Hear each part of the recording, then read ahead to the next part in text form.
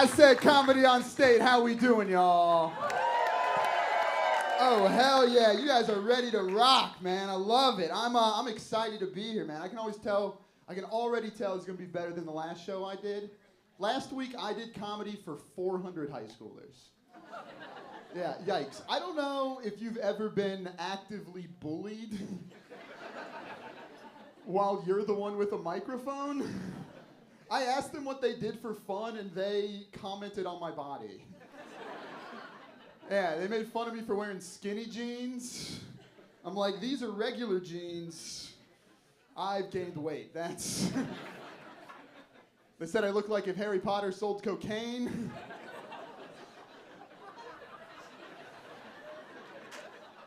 I don't even know where to buy it. No, man, I don't know. I'm 30 years old. I'm trying to eat healthier. I've started drinking green juice. You might know it better as Mountain Dew. It's not helping, right? The problem is not my diet. The problem is that I'm still eating all of my meals in my car. My car is like a cast iron skillet in that it too holds the taste and smells of all my previous meals. No, I don't know. I used to live in my car, so now every time I take an Uber, it's like I'm in a sleepover. It's like, you want 5 stars for bottled water? Ryan's mom gave us Totino's pizza rolls. Carried my ass up to bed. I don't know, the weirdest Uber I was ever in was actually right here in Madison from the airport. Over the course of a 10-minute Uber drive, the guy told me that he owned both a gun and a unicycle. And like, if that's not the most purple state bullshit you've ever heard in your life. I'm not sure which one I was more nervous he was gonna pull out of the trunk. Starts juggling, like, give me 5 stars. I'm like, I'd rather you just shoot me. No, I do live here in Madison. I like living in Madison. It's weird being older here. It's weird being 30 when you live in a college town.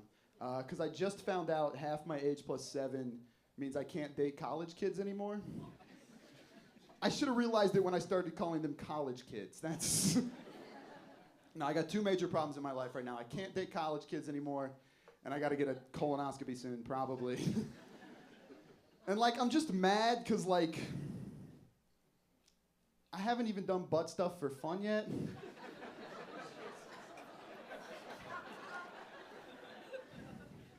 It's not totally true.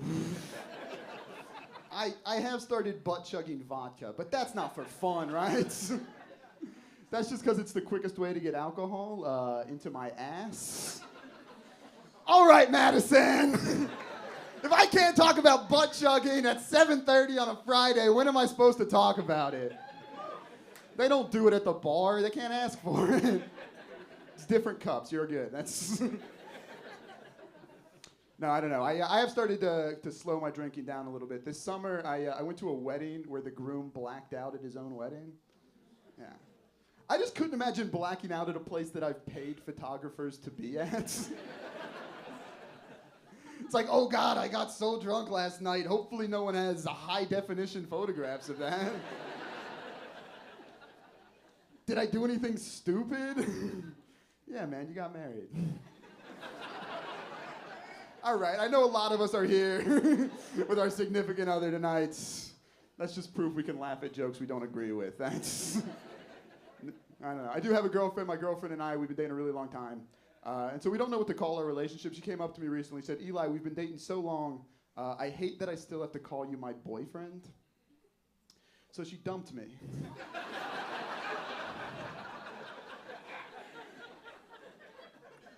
One way to solve that problem. No, my girlfriend and I, we're still together. We go on a lot of fun dates. Like, we like to go on that date where you go to the airport and you ask for the first plane ticket to anywhere. But we live here. So it's just always Chicago. You can only take a woman to go see the Bean so many times. No, the real fight we got in was around this time last year. I forgot to make plans for Valentine's Day. So I just tried to convince her that President's Day was just as romantic as Valentine's Day. Showed her a picture of William Howard Taft in a bathtub, like, this could be us. No, I don't know. My girlfriend and I, went to the airport. I travel around a lot doing comedy. The most recent time I traveled, I went home for the holidays. and I got my pocket knife taken by security. I was going through security. My pocket knife was in my pocket where it's supposed to be. And the guy at security goes, "Sir, do you have any sharp objects on you?" It's like, what's the point of the X-ray machine if you're asking me that question? I need the screwdriver. The plane's a Boeing. That's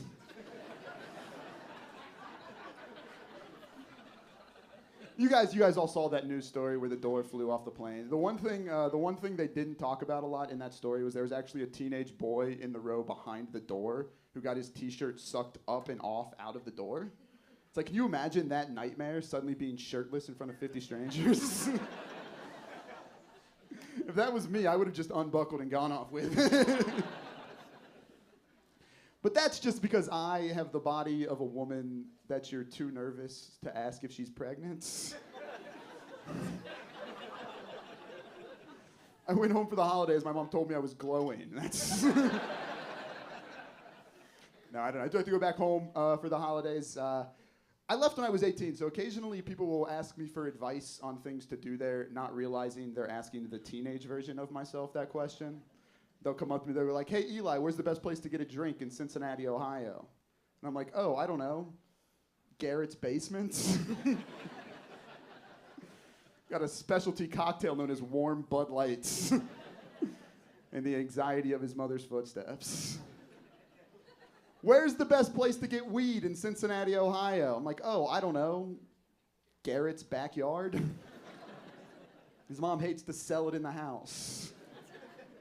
"Who's the best bartender in Cincinnati, Ohio?" Garrett's older brother. He sells us hot vodka in a Gatorade bottle for $20. It's the deal of the century. No, the real reason I like to go home is I like to visit my parents, but it's a little bit like traveling back in time to a place where in order to watch movies, you have to watch commercials. Like, I asked my dad if he has Netflix, and he goes, yeah, I think that's on channel 45. We tried to watch Titanic together, and it took 6.5 hours.